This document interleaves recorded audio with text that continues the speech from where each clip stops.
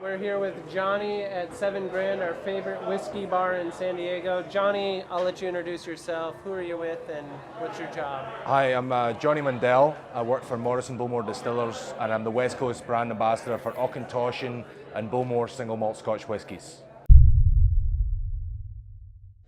Starting with Scotch and whiskey and coming to a place like this can be a little bit intimidating. So how do we get started and kind of not look like an idiot as we come into something like this? Okay, I think the first thing you need to do is with whiskey, you need to put your ego aside. We're all going to start somewhere, okay? The bartenders in a place like this are very highly trained on all the products they cover. Okay. I know because I trained a lot of them, okay. Well, at least on my brands. Right. But they really take education seriously. They're not here to humiliate you or make you look bad. They are actually looking to create, they have a whiskey society here that's designed to teach people about all the different kinds of whiskey produced in the world. They're not trying to make you feel foolish. Okay. So you brought that to the table, you're the one that needs to let go of that. Gotcha. Okay? Because these guys exist to impart the knowledge they've learned. They take this very seriously. They're not trying to humiliate you. They genuinely want to find the whiskey that suits your palate the best. So once we've picked something through their help, then how do we go about, I know there's a ritual of kind of smelling and tasting. How do we do that without looking like an idiot? Well, look, there's a long journey to understand the different regional variations and world variations and styles of whiskey. Consider that your life's mission. Don't be trying to figure that out in one day. Good advice. What I can teach you very quickly is a way to smell the whiskey that will increase your ability to taste the whiskey.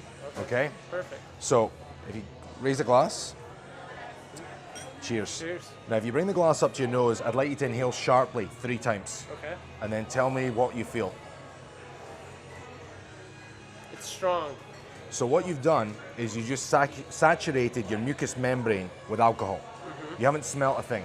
Yeah. You've just killed your nose. Yeah. You've drowned it basically. Right. So I'd like you to bring the glass up to your nose again, okay. but have your mouth slightly open as you're inhaling this time. Again, 3 times. Now it will still tingle just a little. Not nearly as much. Okay, now try it one more time. And this time it should be much more mellow. You're starting to actually engage with the smell of the whiskey. Right. The last thing you can do is, if it's still on the strong side, is bring the glass up to your nose. Instead of breathing in through your nose, breathe in through your mouth. You will still draw vapor in through your nose. You're just at a reduced amount. Oh yeah, that really works. Okay. Now what you're doing is you're getting your nose to talk to your brain. Okay. Your brain is now producing enzymes that are going to help you taste more of the whiskey. Now, there's lots of different ways you can drink. Well, here's my rule. If I buy the whiskey, which I just did, right. You'll drink it how I tell you. Fair enough. If you buy the whiskey, I want you to drink it in the way that makes most sense for you to enjoy. Okay. Adding a little bit of water, they say it will open it up. Before you get to that, I'd like you to taste it neat. But just taste the tiniest drop you can.